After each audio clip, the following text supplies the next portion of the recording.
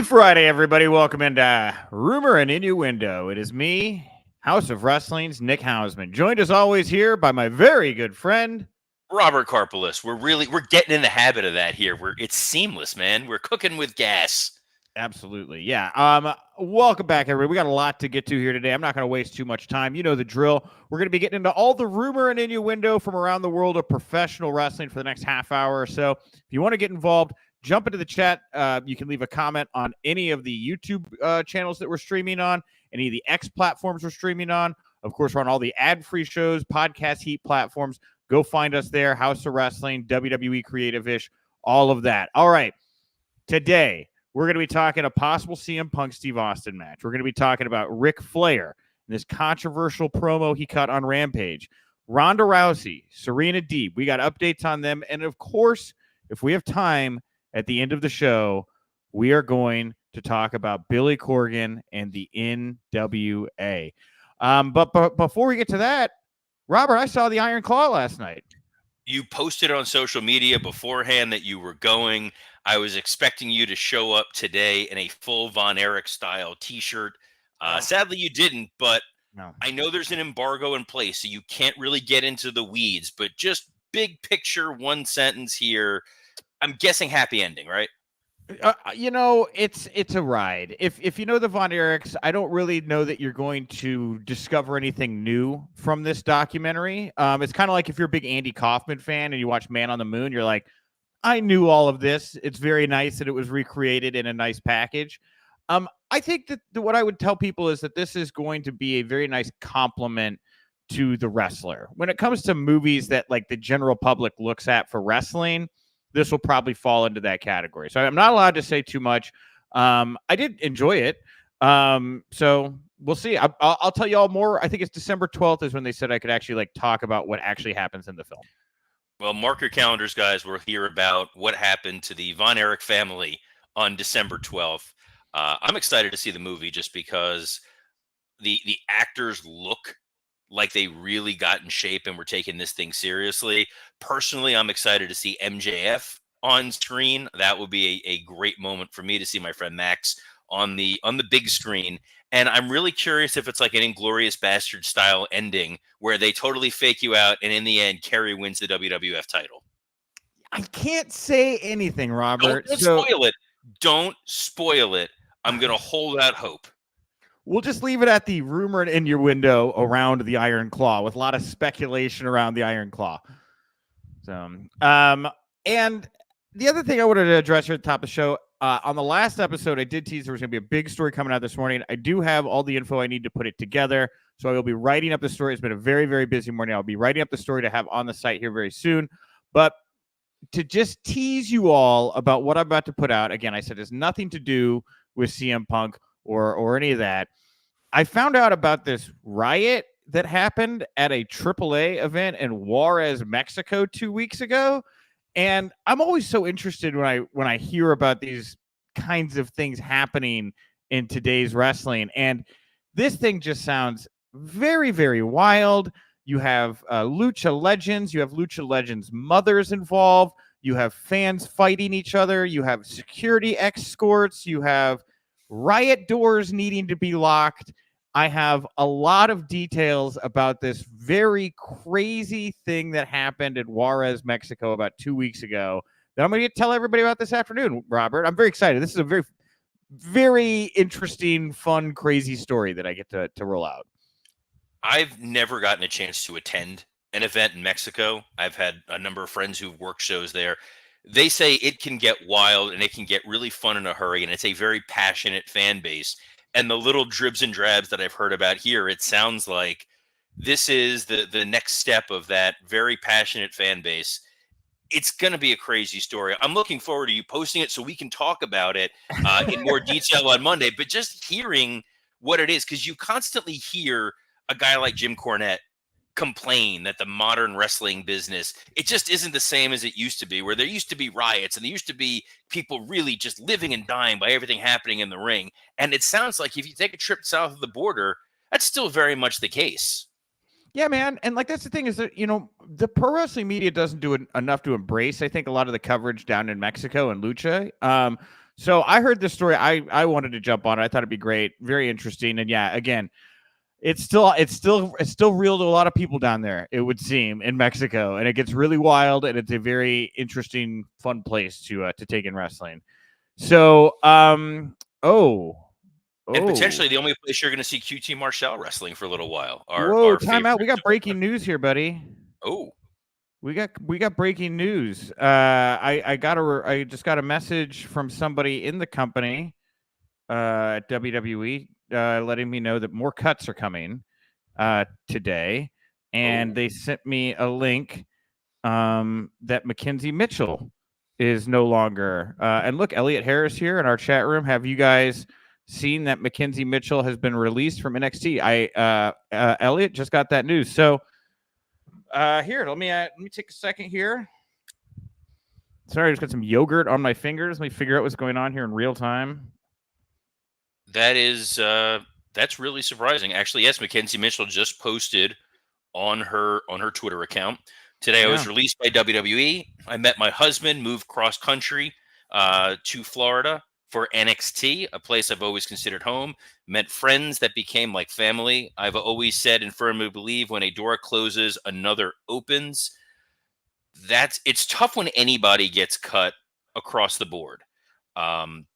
Especially when you're cutting somebody like Mackenzie, who's not an active in-ring performer. It's curious to see what some of these other cuts are going to be. She was a backstage interviewer. She's married to Vic Joseph, for those of you who are unaware of who she's talking about. I'm curious what these other cuts are going to look like given the time of year. Yeah. You're getting into December, you're getting into end of year. What's necessitating these particular cuts right now, and how do they tie to CM Punk? Well, yeah, right. They backed up the Brinks truck to CM Punk, and they're like, we don't have any more money now. I had heard that there were going to be more cuts coming a while ago, just because TKO is coming in and they are still slashing away. Right? Yeah. They are still in the early stages of whittling things down. Oh man. Okay. Yeah. Well, this could go. It could just be McKinsey. Could be a lot. Apparently, this was not something that was totally known was going to be happening. So, wow. Very. Here we go. Elliot here, back at it. Brandon Thurston posted there's going to be more, mainly at the corporate. Okay. Well. Wow. All right. More cuts coming here today. I mean, it is the end of the week, right? This would happen on Fridays. It's end of the week. You're coming to the beginning of end of the year. As a former employee, my heart goes out to a lot of these people that work there, because you really have on the corporate side some of the hardest working, most talented people in the office. People who are not necessarily wrestling fans, people who are top of their field, and they come into the wrestling world and they're working in accounting, or they're working in legal, or they're working in travel, or whatever that may be. And sometimes you're sort of at the mercy of a very unique industry. So to anyone who's being released, it's unfortunate that this becomes rumor and innuendo in some way, shape, or form. But there absolutely is life after WWE, and employers across the country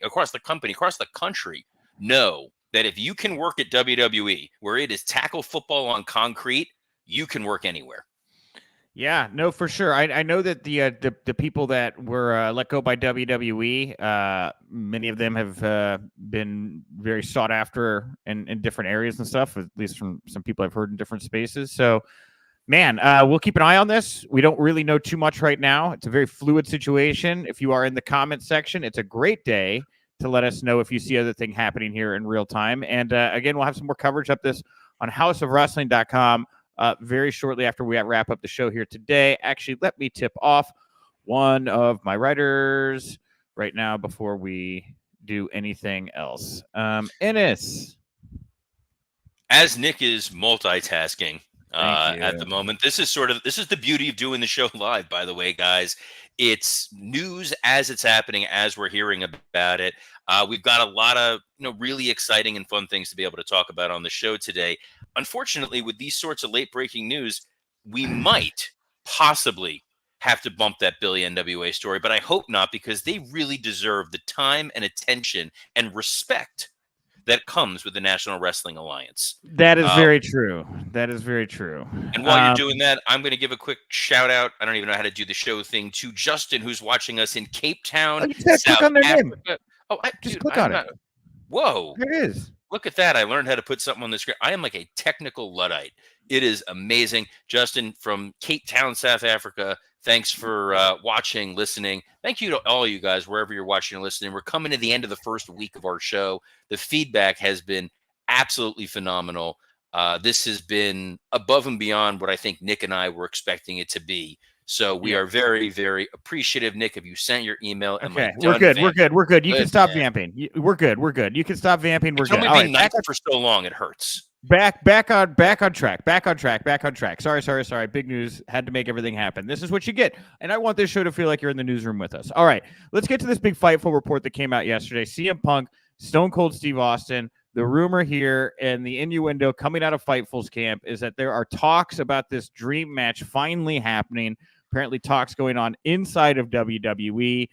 Text between the two men. If it does go down, it sounds like Punk is going to go fly to meet Stone Cold Steve Austin. Obviously, the timeline here would look something like probably Seth Rollins at the Rumble, leaving the door open for a match with Steve Austin at WrestleMania. I don't know. What's your vibe on this one, Robert?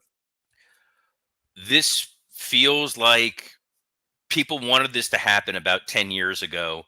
I personally don't want to see this happen in 2024 because it's not going to be the form that we want it to be. We got very, very lucky that Steve Austin, Kevin Owens match was able to come across the way that it did. Nobody got embarrassed. Nothing looked really out of place. But then you think back to this past WrestleMania and that Vince McMahon stunner, and you just don't want that sort of risk to happen. I think that the two of them standing face to face with one another, cutting a promo, having a segment, doing something with minimal physicality, maybe that's going to satisfy some people. I don't think a full-on Steve Austin CM Punk match is going to do anybody any favors. I think the Punk Rollins storyline and match is a lot more interesting than this, which feels a lot like fan service and is just going to be diminished returns. Yeah, I'm actually pretty excited about it. I think this is something. I mean, it's a big money match to bring people in. I hope Austin puts over Punk and sets him up for what's ever on the other side. I hope Rollins beats Punk, and this is what they move him into. I'm okay with it. They can't have a match though. I don't think Steve. I don't know. Steve is very limited in terms of what he's really going to be able to do. And he's very protective of his legacy and how he looks when he's out there.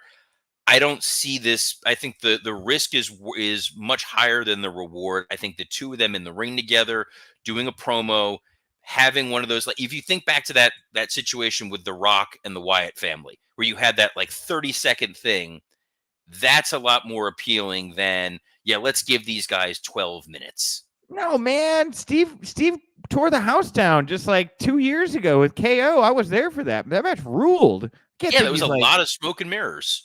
Well, great. Do that again. A Philly street fight. I think that sounds fine. Who's the heel in that situation?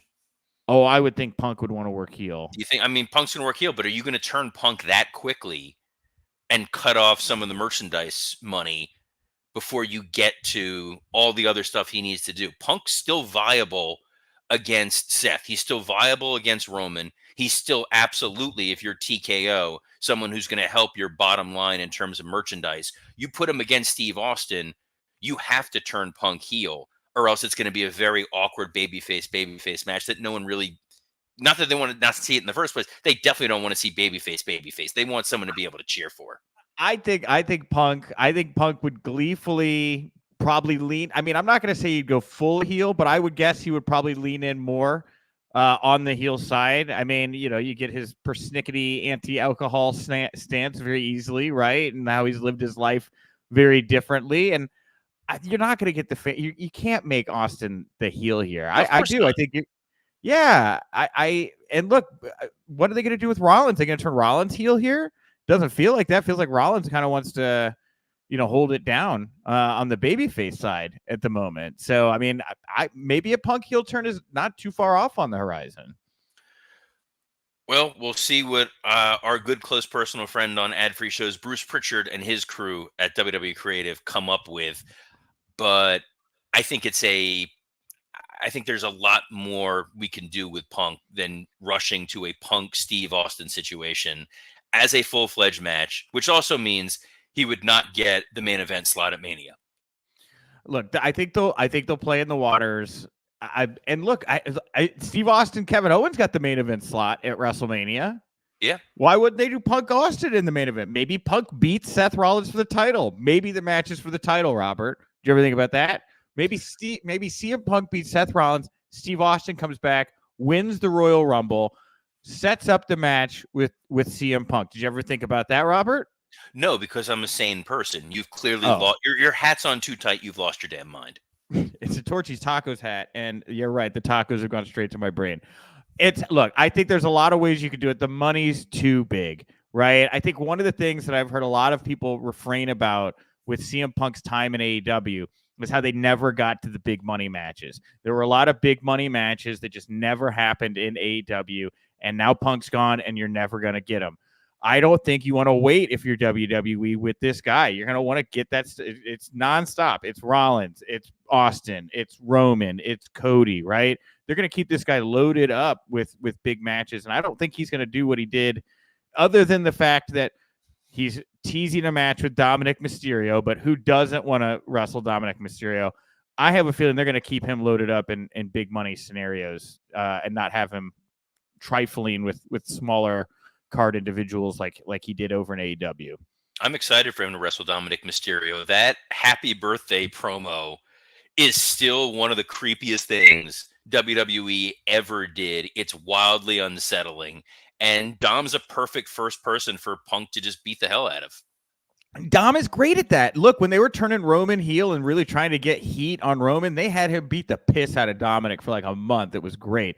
I also I thought Dominic was going to be on Raw, right, with Punk, and you were like, no, it's too early for him to wrestle Punk. You know who did wrestle Punk or Dominic on Raw? Randy Orton. He got that spot instead, right? It is Dominic Mysterio is your heat up guy when you were coming back or just trying to look strong or get whatever. And I'm not surprised that Punk is the next person in line wanting to have a match with Dominic Mysterio. The guy gets everybody over. Guy's a fantastic heel. I love Dominic Mysterio. He's amazing. He's a well-established vet. Had the pleasure of working with him many years ago when we were trying to figure out who his father was, and I'm glad we got to the bottom of that. I'm sorry, Dom, for that entire storyline. But yeah, he's great. I think JD McDonough as the heater for the heater in that situation, he bumps like a madman. I think he's someone that has found a really great position for himself in Judgment Day as the guy you have to get through to get to Dom. It's going to be a blast, whatever they wind up doing. Yes, I wholeheartedly agree. I Dominic, pretty much anybody. Well, flip it over here to AEW land. Man, we talked about Ric Flair here earlier this week when we were talking about what he brings to the Sting program, right? Does having Ric Flair around make you more excited to watch Sting's final run, less excited? And I was pretty coy about what I thought Ric Flair really brought to this act, considering how, I mean, look, of all the things AEW has done, handling Sting is one of the things I think they've done correctly. Like, you cannot look at the way Sting has been presented in AEW versus the way he's been presented in WWE and say WWE did a better job. I just think one thing that AEW has done better is they've handled Sting well. Again, I compare him to Terry Funk, wild and crazy. Now he's jumping off stuff all the time. I just like Sting. I didn't need Ric Flair in the act. Ric Flair does nothing for me. Ric Flair, after the dark side of the ring episode about the plane ride from hell, where I had to watch this woman, whatever, maybe breaking into air or whatever, Heidi Doyle, to come out and tell this horrible story about what she went through on that plane. Very difficult for me to look at Rick quite the same, especially considering other stories I've heard about Rick. So Rick, in all his infinite wisdom, goes out on Rampage, being taped after Dynamite, and he says he invites all the women who are between 18 and 28 with no boyfriends or no husbands to come meet him in his hotel room. Now, this is a line that has elicited negative reactions by and large online, and I'm not going to read the whole thing, but Rick put out this full caps message basically saying, I'm just trying to have fun with my friend. Why are you guys the problem? If you don't like it, maybe I'll leave AEW. To which I think a lot of people were gleefully saying goodbye. So, Robert, what did you think of the line? What do you think of the backlash to what's going on here? So the line, we just came off of Thanksgiving, and some people were around some of their older family members, their older uncles or whatever, who told off-color jokes that they used to love telling in the 80s, and it cracked the guys up at the bar. And now when you tell it in 2023, you're like, oh man, we got to have a conversation about Grandpa. That was Ric Flair's promo. That used to work in the 80s. It used to work in the early 90s. He was the limousine riding whatever. Rick, as a 70-something-year-old man, inviting 18-year-olds to his hotel, he thinks he's still that guy. He's transcended being someone who understood he's a performer to thinking, by God, I am Ric Flair, and I need to be Ric Flair all the time. And in the current climate, that doesn't work. He needs to be reined in. He needs a producer. He needs somebody who's going to keep Rick to short little sound bites. His apology that every word was capitalized like he was the Zodiac killer. The tagging Tony Khan and then saying, I'm sorry, Mr. Khan. Like when Iron Sheik used to say, I'm so sorry, Mr. Vince McMahon. Like it had that same feel to it. Don't give Tony the out. When they brought Ric Flair in, it felt like there's going to be diminished returns. He's someone that you need to protect his legacy. He is an icon in the business.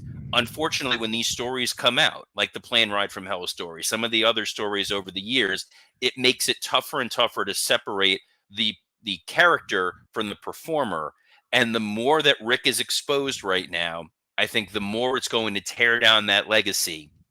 And it is not, Rick, because of your age. I want to clarify that right there. There have been older guys. Classy Freddie Blassie was a contributor to the WWE up until his passing. It is not because you are embarrassing yourself in the ring in a way where you're not able to perform the way I'm concerned about a Steve Austin CM Punk match. It's the fact that your contributions that you are doing are misaligned with what the environment is for 2023. And if you can't contribute positively to the business, stay in the back, be used in pre-tapes, be revered as a legend, sell whatever this energy drink is, and try to hold on to a little bit of that legacy.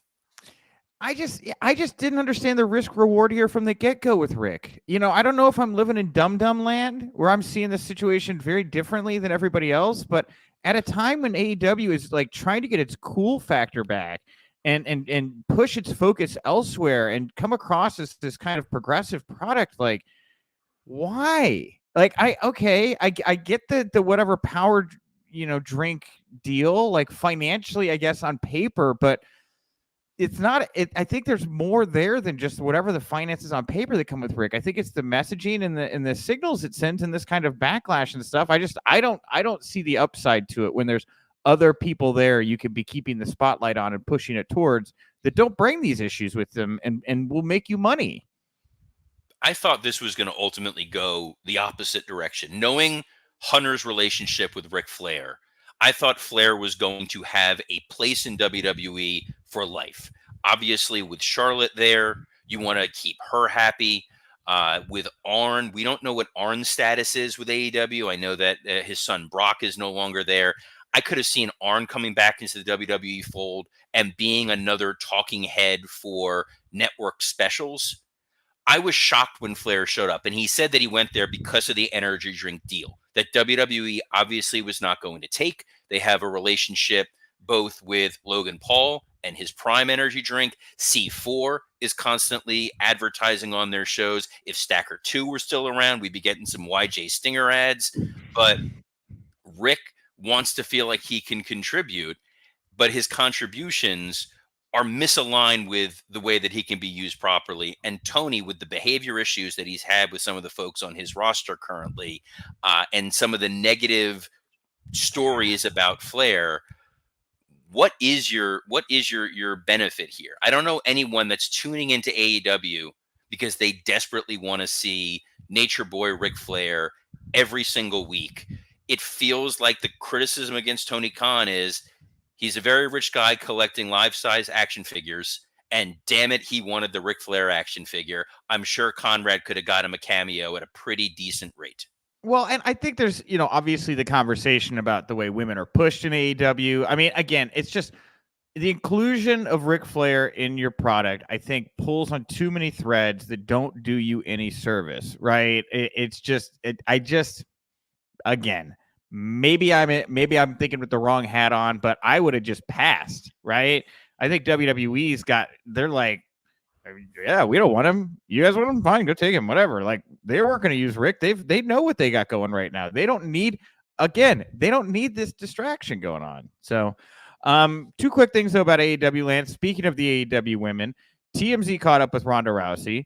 She said she's not going to be joining AEW despite this Ring of Honor appearance that she did. She's focused on being a mom. Serena Deeb, however, will be back in action soon. She's cleared to return. She revealed in a very emotional video that she's been dealing with seizures for the past several months or a year.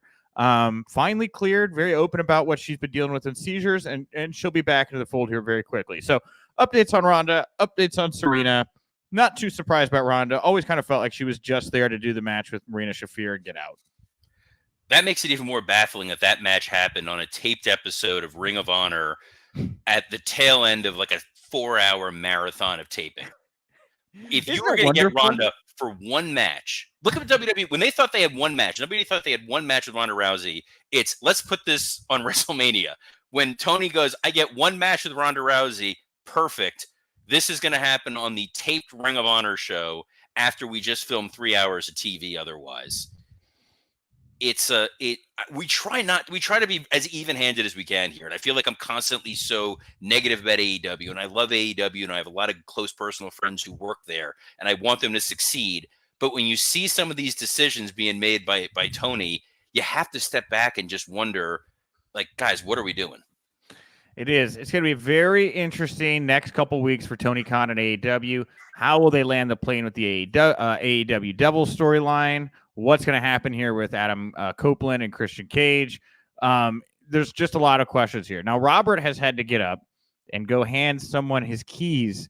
He told me this was going to happen before the show, so this is not unexpected here. But if you're watching us live right now, Robert has just left the show as if something horrible has just happened. And if you're listening to us in audio form, you're just listening to me talk about how Robert has left the show. I will say, since we have about 90 seconds to 2 minutes left here at the end of the show, if you want to, I'll do my outro now, and then we'll talk about Billy and the CW here. Oh, never mind. Robert is back. Welcome back, Robert.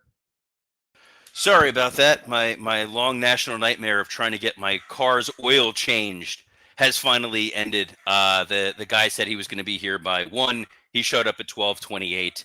So with those poor timing skills, he's never going to replace QT Marshall as the format guy for AEW. What a jerk. All right. We do have 1 minute. We have a minute or so left here. I want to thank Johnny Disco for saying the Flair take is spot on and that he tells us we're having a great first week. We're just getting going here, guys. It's just the first 5 episodes. You can tell everybody about it that you like. I will say, since we have a minute left here or so, I've been teasing all week that the CW Billy Corgan news. I will actually say something about this, and we will continue. Look, I will continue to tease more about this because I know way too much about Billy's business with the NWA and the CW after the last month or so. But I mean, it would seem like I called this one pretty much as it played out, Robert, right? I mean, it sounded like the deals were done, or at least Billy projected that he had TV deals done. I found out those deals were with the CW. He's never disputed any of that. In fact, I think that the latest NWA tapings coming up in January have the CW logo on them, right? He does this NWA Sam Hain cocaine spot. I go, great, they're moving to the app. Guess what? Now they're on the app. They're not going to TV. I don't really know what the future holds for Billy and the NWA with the CW. Obviously, with NXT jumping in, taking that spot from him. I've heard of at least 2 other companies that they were in talks with about possibly coming to the CW. I don't know where Billy lies in the it's. I mean, dude, it's so telling. The CW hasn't said anything publicly about it. Billy just kind of put up like an 8-word tweet that was like, NWA is on the CW app now. Thanks, everyone. Just kind of happened. My gut is that Billy is just going to no-sell this and wait till he has anything else that he can try to change the attention towards. That's my gut right now. I'm hoping they're able to find something positive and turn this thing around. But in the meantime, guys, go download the UPN app and go watch NWA. The United Paramount Network is cooking with gas. This is going to be a fantastic addition to their lineup. Oh, man, I'm sorry. Bucks N04 was really hoping that the NWA Billy Corgan tease was going to be like the Jimmy Kimmel always ended with the shows. Apologies to Matt Damon. We ran out of time. Look, I will continue to tease that we're going to have Billy Corgan and NWA news at the end of the show. I just thought, because so many of you all seem to actually want to know what happened here while this is going on, that's my 10,000 foot view take of this. Guys, there's so much more to get into on that situation. We are just barely scratching the surface on that. So, hey, come back next week. I'll even more Billy Corgan NWA news. I promise we'll get to it, everybody.